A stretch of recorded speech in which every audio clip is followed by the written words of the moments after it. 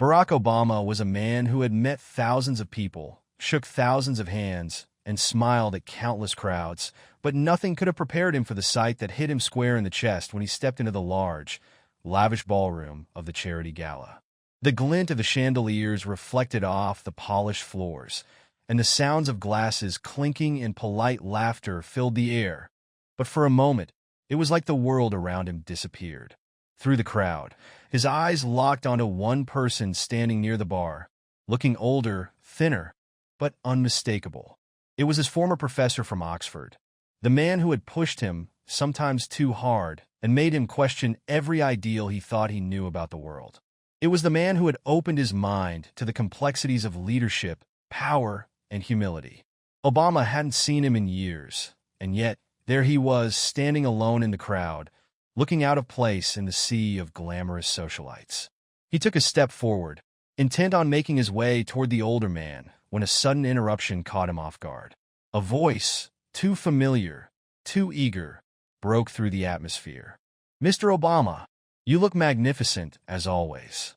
He turned to see a businessman from one of the gala's major sponsors, the kind of person who was always looking to get something from the former president. The man's smile was wide, his voice oozing with opportunism. "I just want to tell you how much your work has inspired me. We've been working on some projects that could really benefit from your insight." The businessman continued, clearly not caring whether or not Obama wanted to hear it. Obama nodded politely, offering a small smile, but his gaze kept drifting back to the professor.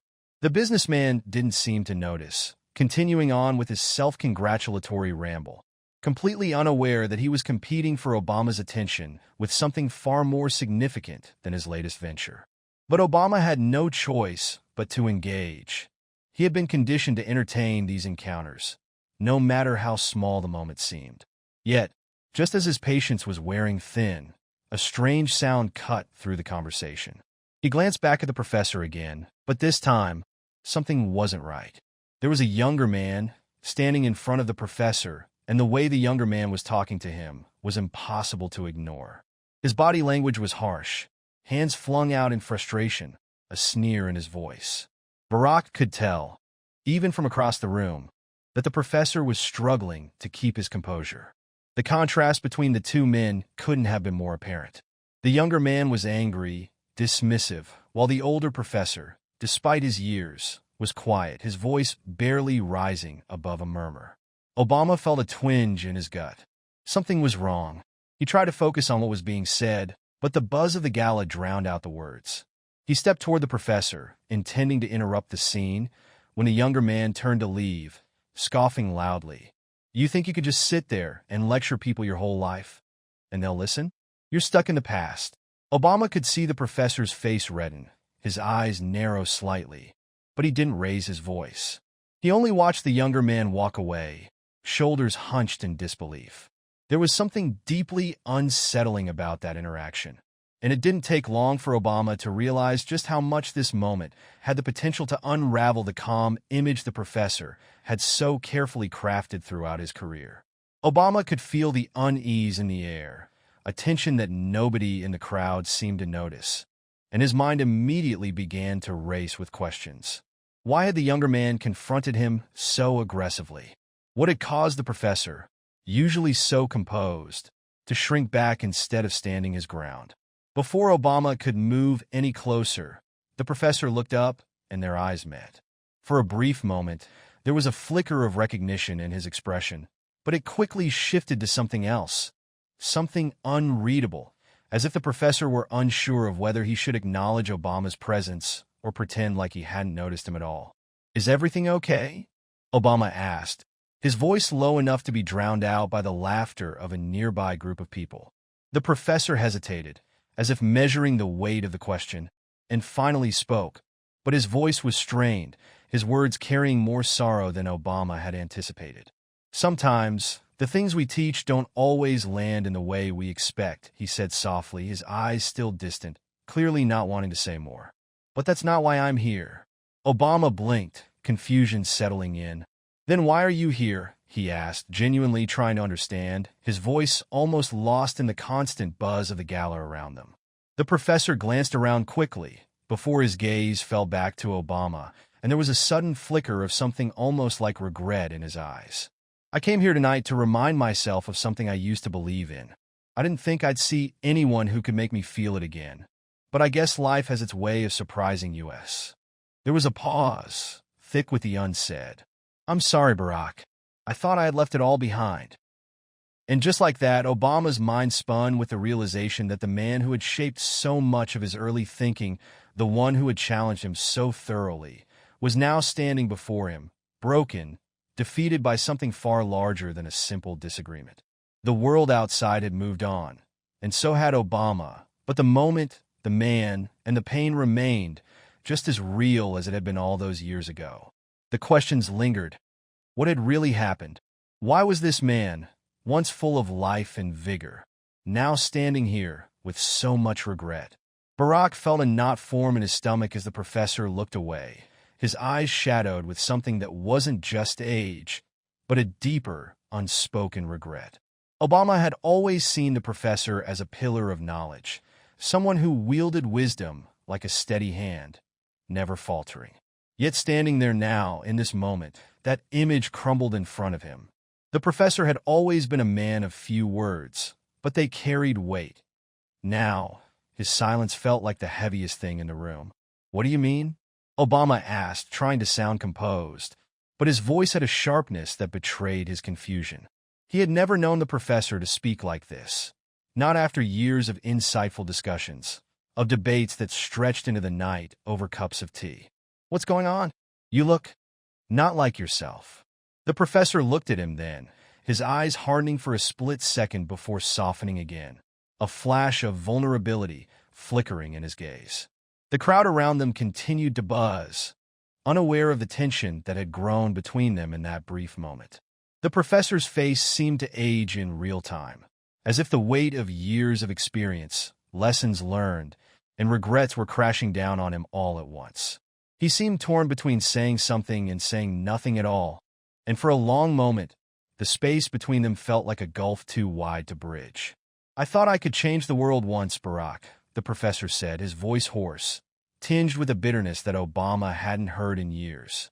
"I thought I could teach people how to think, how to question things, how to do right by others, how to stand up for something when the world tried to push you down. I thought I could shape minds, but somewhere along the way, I lost track of who I was. And now I look back, and I don't know where it all went." Obama swallowed, feeling his own heart tighten. He wasn't prepared for this. Not this raw, vulnerable side of the professor. It wasn't the man he had known during his time at Oxford. Not the one who challenged him to look beyond himself and into the deeper truths of the world. He couldn't understand what had brought him to this point, but there was something in the professor's words that resonated too deeply with him, as though the professor was speaking not just about himself, but about the world they both had once believed in. "Don't talk like that," Obama said, his voice softer now, almost pleading. He took a small step forward, lowering his voice as he continued. "You've done so much more than most people will ever even dream of. You shaped my thinking, you made me see things I never would have seen on my own. You made me who I am today. Don't forget that." The professor let out a dry, humorless laugh. "You think I don't know that?" His eyes met Obama's again, sharp now, like the edge of a blade. "But maybe that's the problem. Maybe I got too caught up in shaping minds, and I lost track of who I was supposed to be. And now, I'm standing here surrounded by all this." He gestured vaguely around the room. "And all I feel is emptiness. Like I've been fighting a battle my whole life, but I've forgotten why I even started fighting in the first place." Obama took another step closer, but the words felt too heavy for him to take in all at once. "What do you mean? What's happened?" he asked again, his voice laced with a mixture of concern and disbelief. The professor's demeanor had shifted, from the intellectual figure he remembered to someone who seemed far more fragile, as if everything he had built over the years had come crashing down. The professor hesitated for a long moment before he finally spoke again, his voice barely above a whisper. "You see that young man?" He pointed toward the far side of the room, where the angry, disrespectful figure had walked off moments earlier. Obama turned his head, catching sight of the younger man standing in the corner, his arms crossed, eyes flicking back and forth as he glanced over at them. "He's one of my former students. He came to me for help a few months ago, said he wanted to be a great leader, that he wanted to make a difference. He was idealistic, like you were, like I once was. But somewhere along the way, I failed him.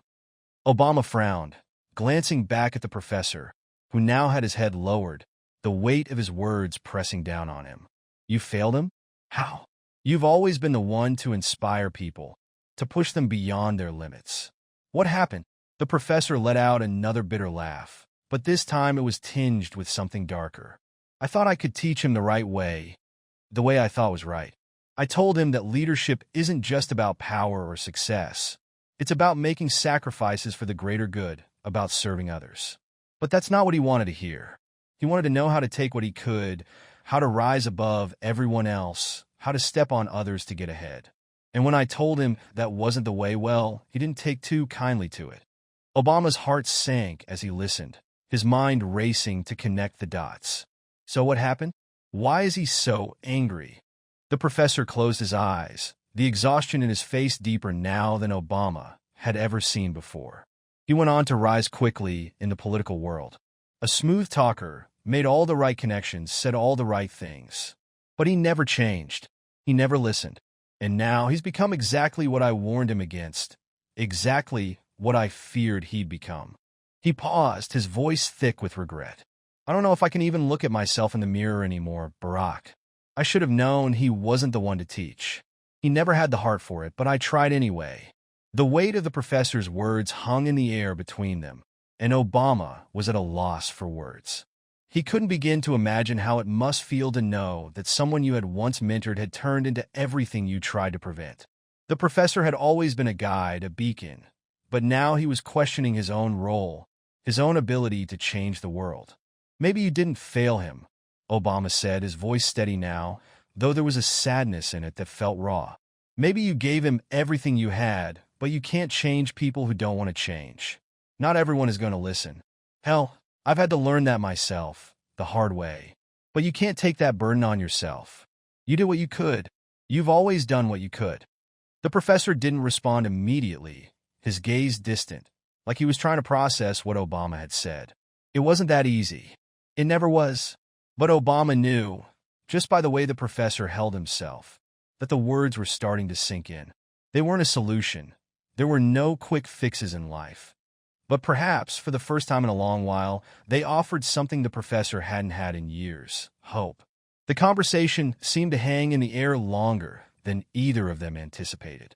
Barack could feel the professor's eyes on him, the weight of years of wisdom and failure colliding in that one lingering look.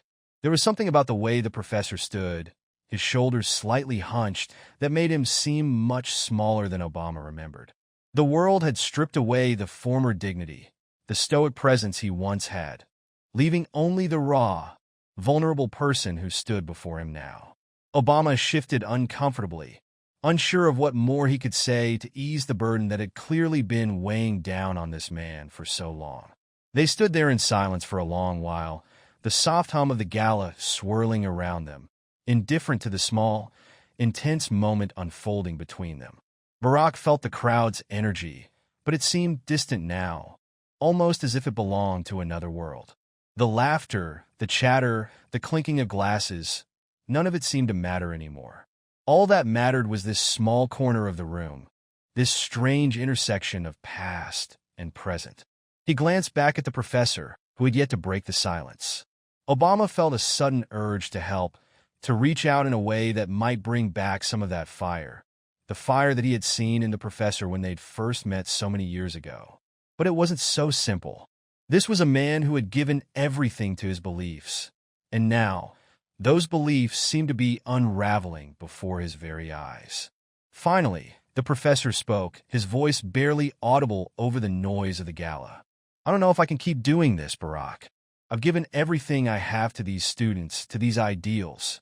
But now, when I look at the world, I don't see anything I recognize anymore. It's as if all the work we did, everything we stood for, is slipping through my fingers.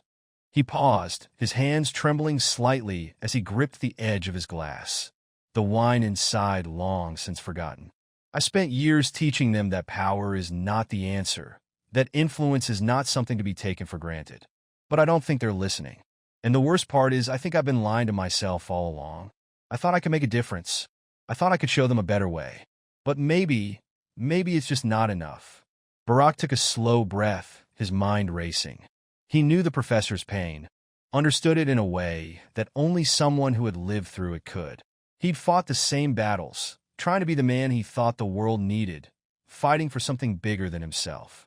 But somewhere along the way, the idealism faded, and the world, as harsh as it was, didn't make room for all those lofty ideals. He looked at the professor, really looked at him for the first time that night, and something deep inside him shifted. He knew this man, knew the kind of soul he had once been, the kind of person he still wanted to be. "You're not wrong," Obama said quietly, meeting the professor's gaze with an intensity that surprised even him. "It feels like everything is changing, like the ground we stood on is slipping away. But that doesn't mean you're done. You're not finished. You've touched so many lives, mine included. We didn't fight all those years just to give up when it gets hard." The professor shook his head slowly, as if the words didn't quite reach him. "But what am I supposed to do with all this now, Barack?" His voice was thick with exhaustion. "I can't keep pretending that everything's fine, that we can keep pushing forward when all I see is failure." Barack didn't answer right away. He could feel the weight of the question, the burden of the doubt. The world had become a much darker place since he had left the office, but that didn't mean everything was lost. There were still people who cared, still people who wanted to make a difference. They weren't as loud, maybe not as flashy as the ones in power, but they were out there. Maybe the professor had lost his way in a world that had shifted too quickly for him to keep up, but that didn't mean he couldn't find his purpose again. "You don't see it because you're looking at it all wrong," Obama said, his voice firm now, as though he had found a resolve within himself that he hadn't known was there. "You're still trying to teach the same lessons in a world that's changed. People have changed, the way we communicate, the way we lead. It's all different now. But that doesn't mean your message doesn't matter. Maybe it's not about forcing people to listen. Maybe it's about finding those who are ready to hear you. Maybe it's about helping the ones who still believe in something better. Not everyone has given up on those ideals. You just have to find them."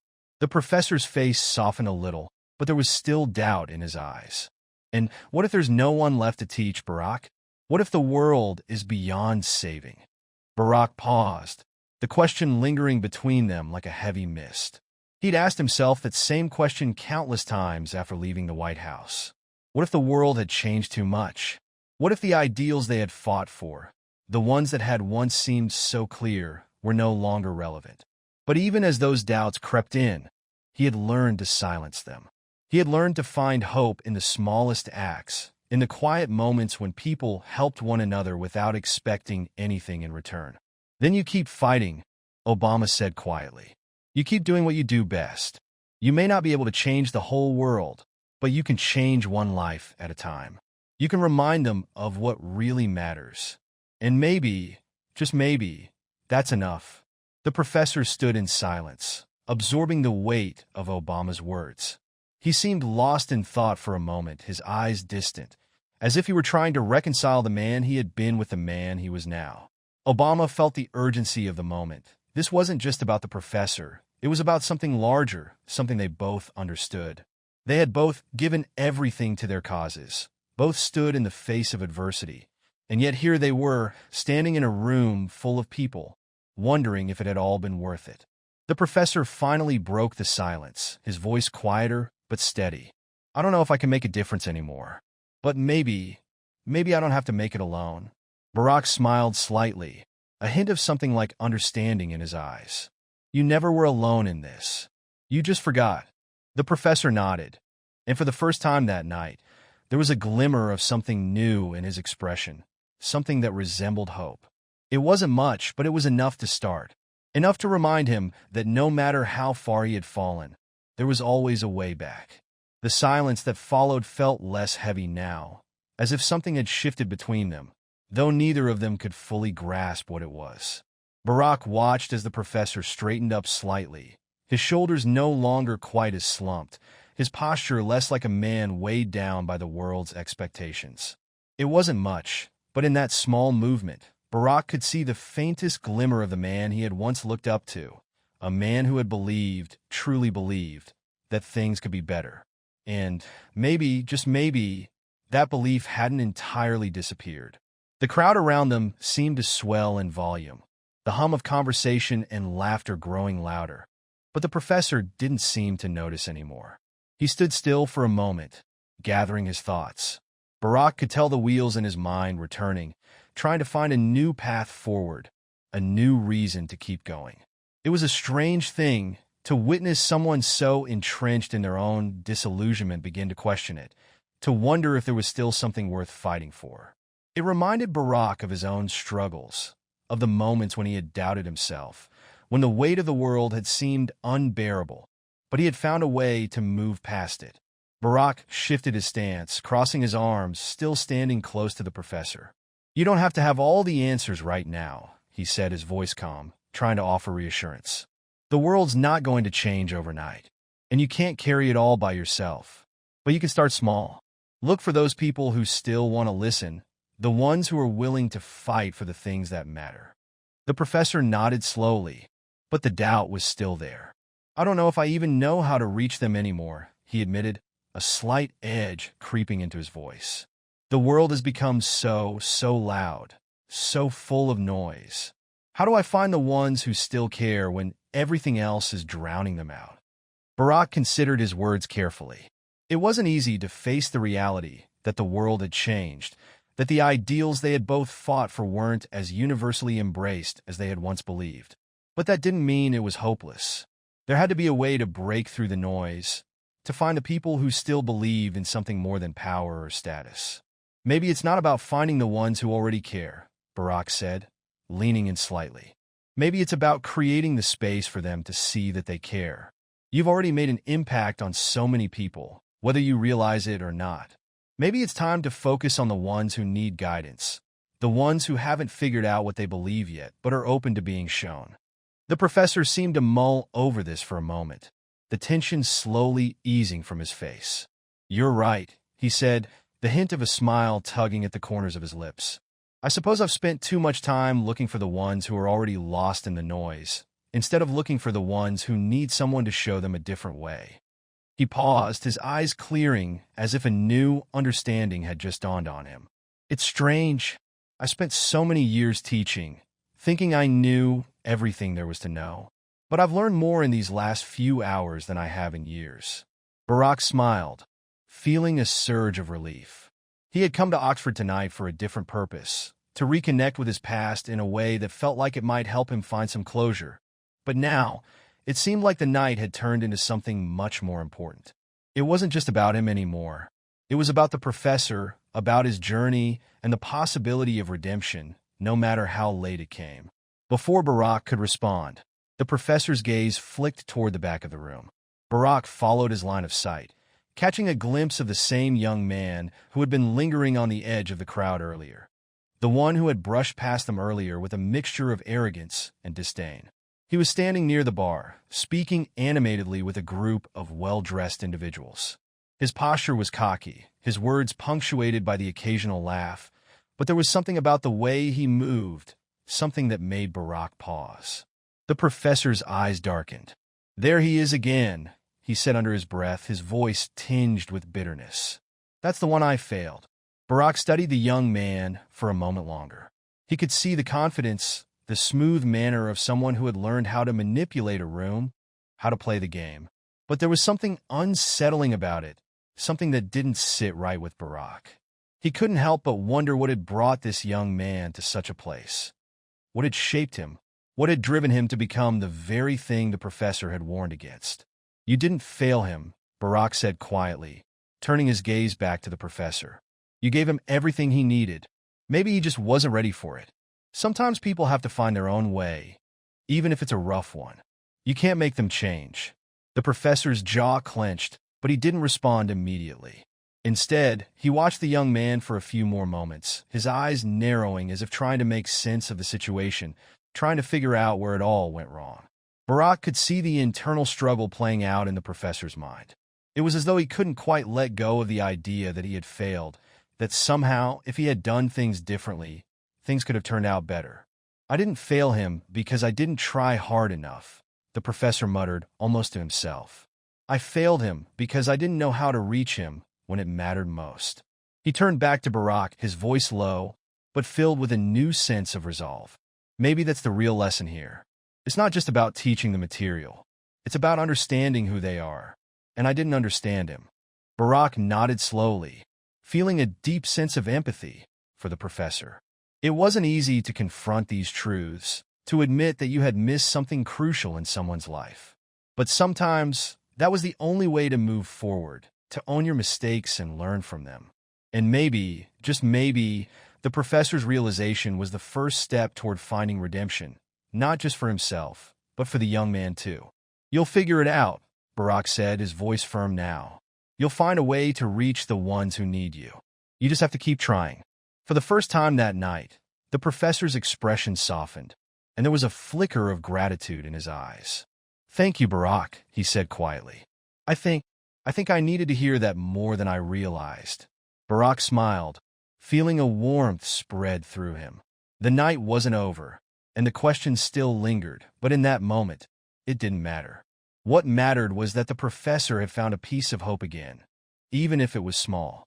Sometimes that was all it took. The minutes that followed felt almost surreal to Barack.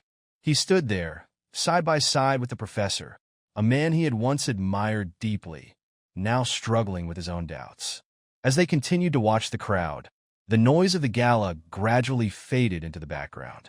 The professor had fallen silent again, but this time, there was something different in his stillness.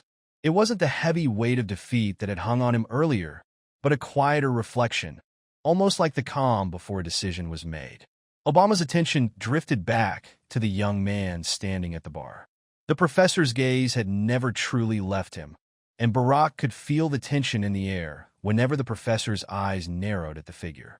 He couldn't help but wonder what had caused this deep rift between them. Was it a failure of the professor's teaching? Or was it a reflection of a deeper, more pervasive issue in the system? In the way they, as a society, had failed to reach the people who needed it most? "Do you think he's beyond saving?" the professor suddenly asked, his voice quiet, but filled with a quiet anguish that was hard to ignore. He was still watching the young man, but it was as though he wasn't seeing him anymore, just the image of the student who had once been full of promise and potential. A face full of possibility, now twisted into something unrecognizable. Barack shifted uncomfortably, unsure of what to say. He understood the question, understood the ache behind it, but the truth was he didn't know the answer. Didn't know if anyone could be beyond saving, beyond the reach of someone who genuinely wanted to help. It was easy to say that people were beyond redemption, that they were lost causes, but the reality was far messier. Some people needed time, some needed space, and others needed something far more personal.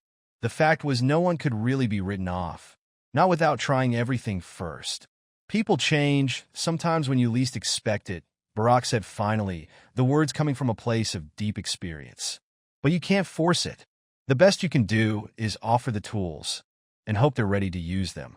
If they're not ready, then you step back, but you never stop believing that it's possible." Not for him, not for anyone. The professor was still watching the young man, his brows furrowed in concentration. "You think he'll ever be ready?" he asked, almost to himself. "Maybe," Barack replied simply, a quiet certainty in his voice. "Or maybe not. But you can't give up just because they're not ready now. You can't let that defeat you." For a long moment, the professor was quiet. His gaze was intense, but there was something different about it now, something less judgmental. Barack could sense that he was slowly coming to terms with something, understanding that his journey wasn't just about teaching students. It was about being patient, about waiting for the right time and place. He had spent his career as an educator, shaping minds, but now it was clear to Barack that the professor was beginning to realize that education wasn't always a clear, linear path. Sometimes it was about offering hope when there seemed to be none, and sometimes it was about letting go when it was necessary. "Maybe you're right," the professor said slowly, his voice quieter now, as if the weight of his own words had caught up with him. "I've been so focused on trying to make him see things my way that I've forgotten what it was like to be that age, to be so certain that you have it all figured out." He shook his head, almost as if embarrassed by the realization.